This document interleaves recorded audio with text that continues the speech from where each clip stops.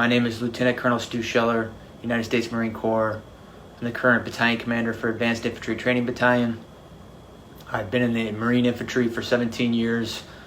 Started my tour with Victor 1-8. It's the current unit that's doing perimeter security, dealing with the mess that's going on there. You can see open source reporting that there was an explosion and some people were killed. I know through my inside channels that one of those people that were killed was someone that I have a personal relationship with. Won't go into more details because the families are still being notified. Not making this video because it's potentially an emotional time. Making it because I have a growing discontent and contempt for my perceived ineptitude at the foreign policy level, and I want to specifically ask some questions to some of my senior leaders.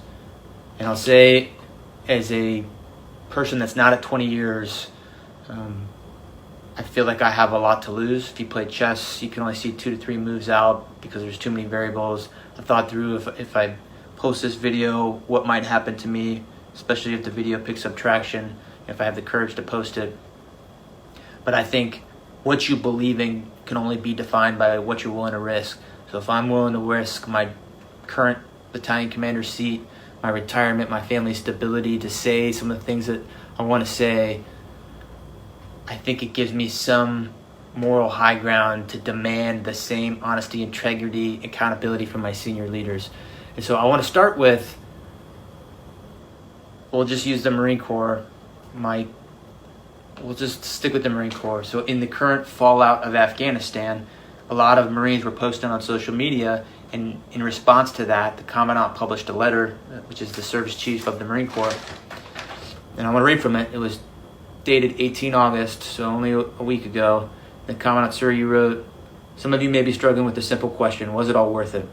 We want you to know that your service was meaningful, powerful, and important. You fought for the Marine to your left and the Marine to your right. You never let them down." And then you go on to say that, if we're struggling, we should seek counseling, which, I get it. People have killed people. I've killed people, and I seek counseling, and that's fine. There's a time and place for that. But the reason people are so upset on social media right now is not because the Marine on the battlefield let someone down. That service member has always rose to the occasion and done extraordinary things. People are upset because their senior leaders let them down, and none of them are raising their hands and accepting accountability or saying, we messed this up.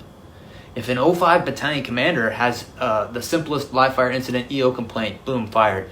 But we have a Secretary of Defense that testified to Congress in May that the Afghan National Security Force could withstand the Taliban advance. We have chairmen of Joint Chief, who the Commandant is a member of that, who's supposed to advise on military policy. We have a Marine combatant commander.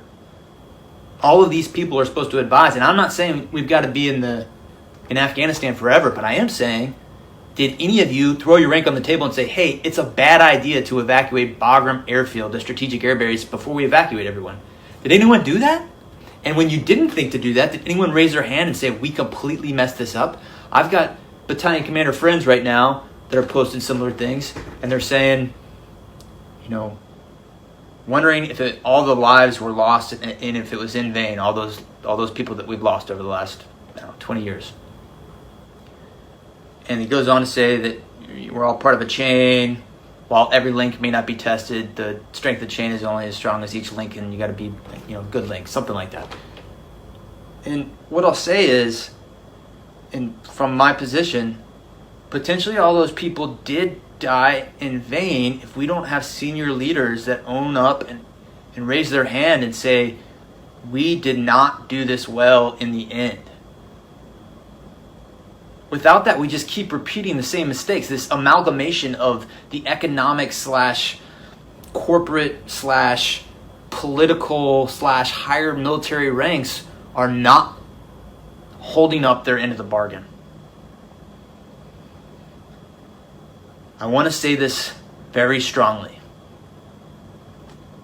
I have been fighting for 17 years. I am willing to throw it all away to say to my senior leaders, I demand accountability.